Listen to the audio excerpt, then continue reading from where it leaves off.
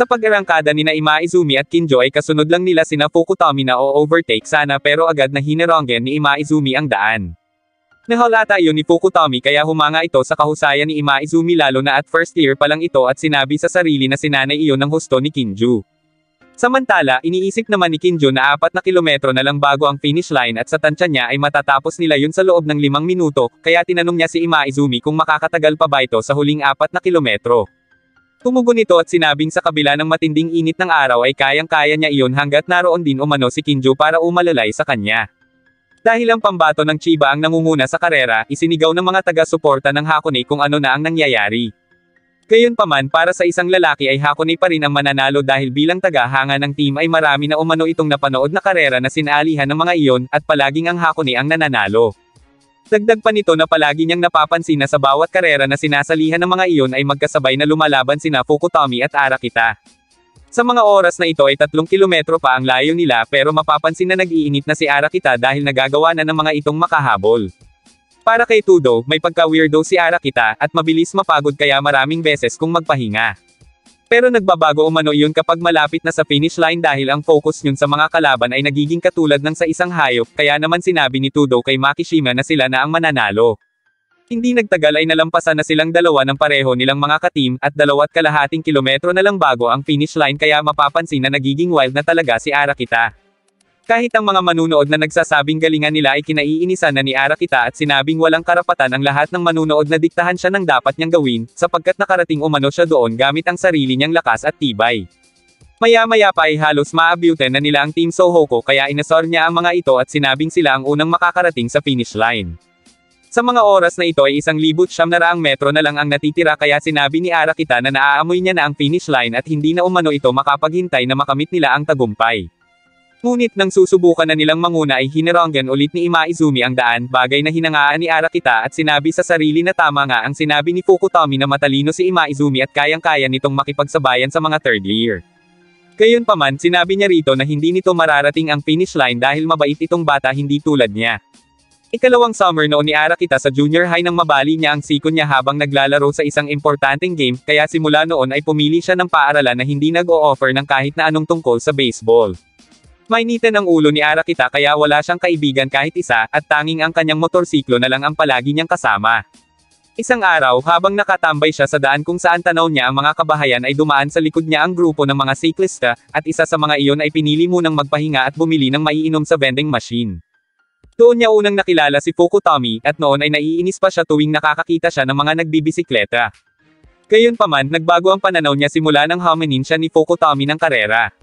Bisikleta ang gamit nito at ang scooter naman ang gamit niya, at kailangang magpaunahan sila na makarating sa kanilang eskwelahan. Habang nagmamaneho ng scooter ay iniisip ni Arakita na nababaliw na si Fukutomi dahil sigurado naman umano na mas mabilis ang scooter niya kesa sa bisikleta. Ngunit, laking gulat niya nang bigla siyang maunahan ni Fukutomi, at doon nito sinabi na ang bisikleta ay kadalasang tumatakbo ng 70 hanggang 80 km/h sa tuwing may karera.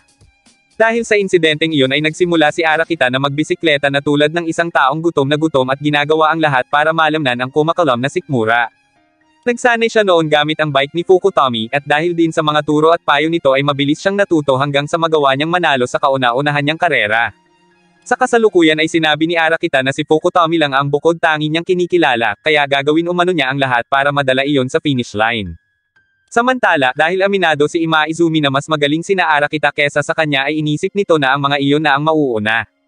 Gayunpaman, pinilit niya na mag-focus at inalala niya ang sinabi ni Kinjo bago sila magsimula, na magpalakas siya sa mga susunod na 3 araw, sapagkat kapag hindi niya iyon nagawa ay hindi sila mananalo. Ngunit bigla silang naungusan ni Arakita kaya naman sinubukan niya na lampasan muli ang mga ito, at sinabing kailangan nilang manalo. Para magawa yon ay ipinaubaya na ni Ima Izumi kay Kinjo ang karera, pero laking gulat nila nang biglang dumating si Midosuji at sinabi pang salamat umano sa paghihintay. Namuka ni Naruko si Midosuji na siya umanong may balak sanang gumawa ng away kanina bago magsimula ang karera. Tinanong naman ni Tadakoro si Makishima kung sa tingin ba nito ay kayang maaabutan ng first year lang na si Midosuji sina Fukutomi at Kinjo bago ng mga iyon marating ang finish line. Sumagot si Makishima at sinabing imposible iyon dahil kukulangan na ng oras si Midosuji. Pero dahil nakasabay iyon kanina ni Onoda ay sinabi nito na malakas si Midosuji at talagang napakabilis umano nyon. Nagulat naman si Imaizumi nang makita si Midosuji kaya pinilit niyang pigilan iyon pero dahil ubos na ang lakas niya nang alalayan niya kanina si Kinjo ay nanatili na lang siya sa likod ni Midosuji. 400 metro na lang pero napansin ni Imaizumi na hindi pa rin nagbabago ang layo nito sa kanilang ace, kaya napatanong siya kung wala ba itong plano na maunahan sina Fukutomi at Kinju. Pero dahil may sapat naman na distansya ay inisip ni Imaizumi na hindi na maaabutan ni Midosuji ang mga ace nila.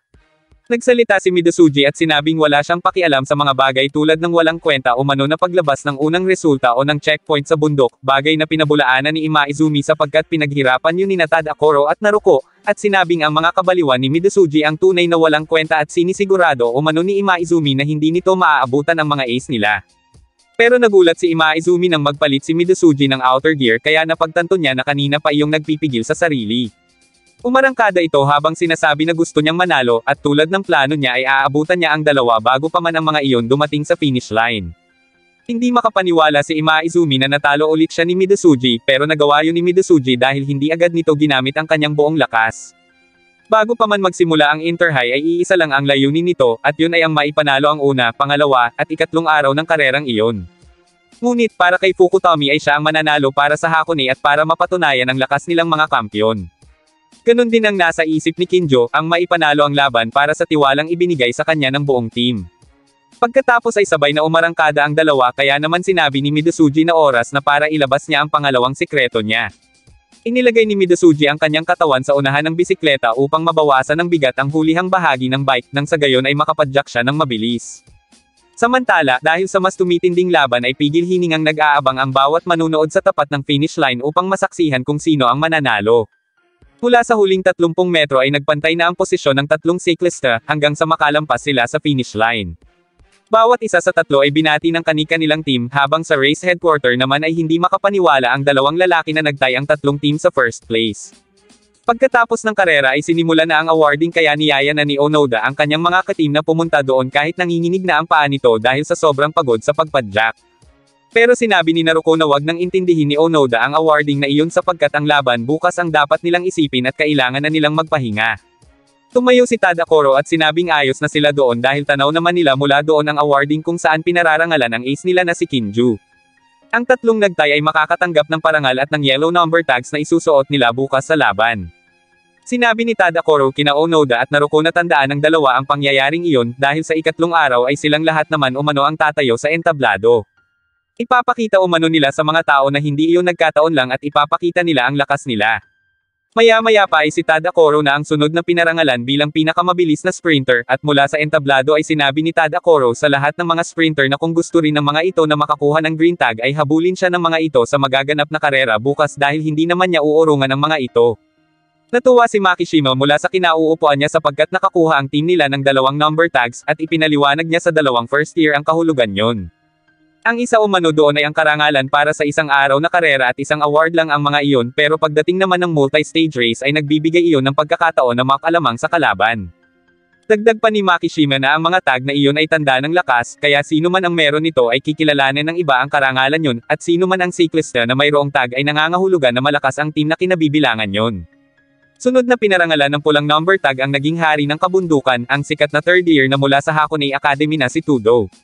Hiniram nito ang mic para tawagin si Makishima na umakyat din sa entablado dahil sabay umano nila iyong naipanalo, bagay na ikinahiya nito. Maya-maya pa ay biglang dumating si Manami kasama si Tudo para sabihin nito kay Onoda na lalo pa nitong pagbutihin para mas lumakas pa ito. Pinawi na rin ni Tudo ang sinabi niya na pangkaraniwan lang na siklista si Onoda, bagay na pinabulaanan nito at sinabing baka nagkakamali lang si Tudo. Bago umalis ay sinabi ni Tudo na mas galingan pa ng mga taga Sohoko dahil hindi umano nito ang mga iyon pagbibigyan bukas.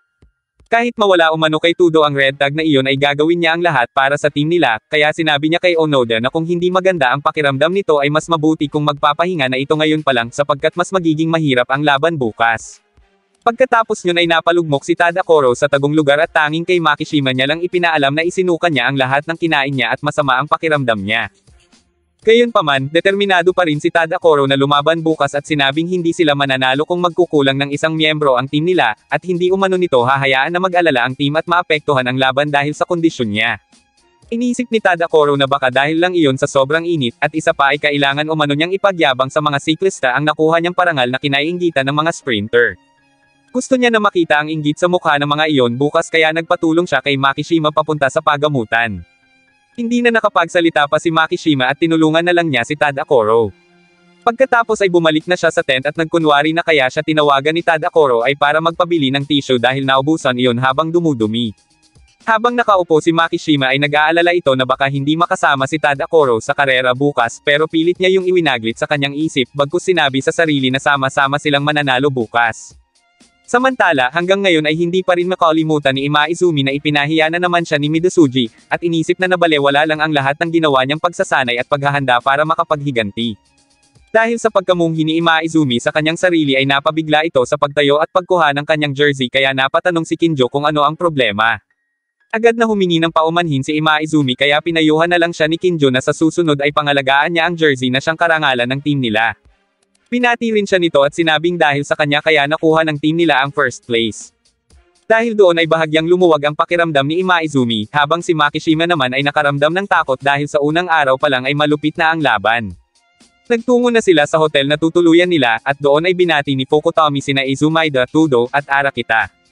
Ngunit para kay Arakita ay hindi pa rin yun sapat dahil sila dapat umano ang nanalo sapagkat malaki ang lamang nila sa iba, kaya sinabi ni Fukutomi na gawin yun ni Arakita sa ikatlong araw ng laban. Si Shinkei naman na wala pang ginawa kanina ay nangako na babawi siya sapagkat handang-handa na umano ang mga binti nito. Samantala, habang nagpapahinga sina Onoda at Naruko ay bahagya ng mga itong napag-usapan ng tungkol sa mga bigating pangyayari kanina, nang biglang dumating si Kinjo at sinabing may bisitang babae si Onoda bagay na ikinagulat ng dalawa. Ang mama pala iyon ni Onoda na dumaan muna doon bago dumiretso sa Sengoku Hara kasama ang mga kaibigan. Hiyang-hiya si Onoda dahil sa pambi-baby sa kanya ng mama niya sa harap ng team captain nila at pati na rin ni Naruko. At bago ito umalis ay ipinagbili nito sa dalawa na bantayan at alagaan si Onoda.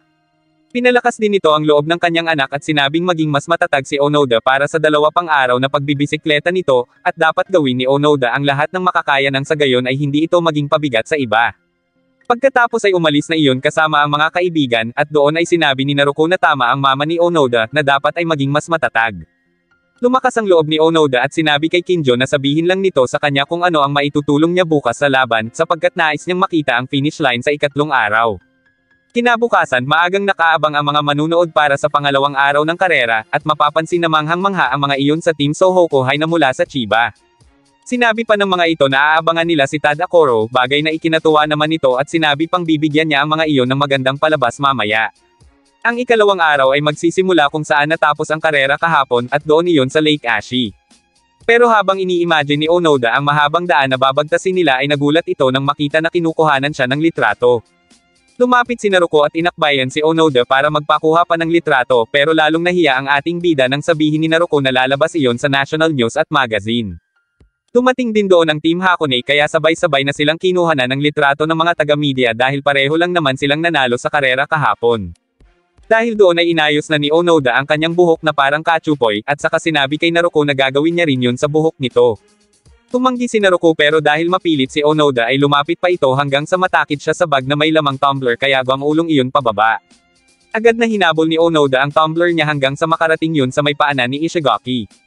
Pinulot yun ni Ishigaki at iniabot kay Onoda pero natigilan siya nang makita na taga Team Sohoku ang bata sapagkat naalala niya na si Onoda ang batang nakipagsabayan at nakalampas kay Midosuji kahapon. Bagamat pareho lang first year ang dalawa ay naisip ni Ishigaki na may kung ano ang kakaiba kay Onoda na wala kay Midosuji. Maya-maya pa ay pamwesto na ang mga siklista para sa paghahanda sa pagsisimula ng ikalawang araw ng karera. Habang hindi pa nag-uumpisa ay sinabi ni Tadakoro na may mga espesyal na batas ang Inter-High. Ang kanilang magiging simula ay depende sa kung kailan sila natapos kaya kung 1 minuto o mano bago sila natapos kahapon, ngayon naman ay 1 minuto bago sila magsimula. Ibig sabihin, magsisimula si Imaizumi ng 1 minuto at 50 segundo, habang sila naman ay 3 minuto at 40 segundo, at magsisimula ang oras pagkatapos umalis ni Kinju. Nag-concentrate si Onoda sapagkat wala na ngayong parade run tulad ng kahapon kaya sa oras na pumadyak sila ay simula na rin ang gyera. Nangako sila ni Naruko sa isa't isa na mananalo sila, at hindi nagtagal ay nagsimula ng pumadyak ang mga nakakuha ng yellow tag. Habang hindi pa nagsisimula sina Onoda ay naalala nito ang sinabi sa kanila ni Kinjo, na dahil sa haba ng kanilang lalakbayin ay may mga ibang team na siguradong susuko na pero silang anim ay sabay-sabay na magsisimula at magpapalitan ng pwesto, dahil iyon umano ang pinakamagandang stratehiya na gagawin nila sa mahabang stage na iyon. Huli ay binigyan siya ni Kinjo ng layunin na alalayan sina Naruko, Tadakoro, at Makishima hanggang sa umabot sila sa katapusan ng slope. Kailangan umanong maabyutan ni Onoda silang dalawa ni Imaizumi. Mahirap man pero kailangan umano nila si Onoda. Bago tuluyang magsimula ay sinabi ni Tadakoro na galingan ni Onoda at diretso ang tingin at padyak para abutan nila ang dalawa. Samantala, ng mga oras na iyon ay dumating si Mihara sa lugar ng karera upang makita kung ano ang road race na inaabangang makita ng mga tao. Napatigil na siya doon at naisip na panoorin muna si Manami na lumaban. Natuwa siya nang makita ang kaibigan pero sa sobrang bilis nito ay hindi na sila nakabati sa isa't isa at hindi na rin niya naibigay ang dala niyang regalo. Napangiti na lang si Manami at sinabi sa sarili na hindi na siya nakabati sapagkat kailangan pa niyang habulin si Fukutami na malayong malayo na sa kanila. Ganun din ang nasa isip ni Onoda, ang maabyutan sina Kinjo pero laking gulat nila nang mapansin ni Makishima na wala si Tadakoro sa kanilang likod.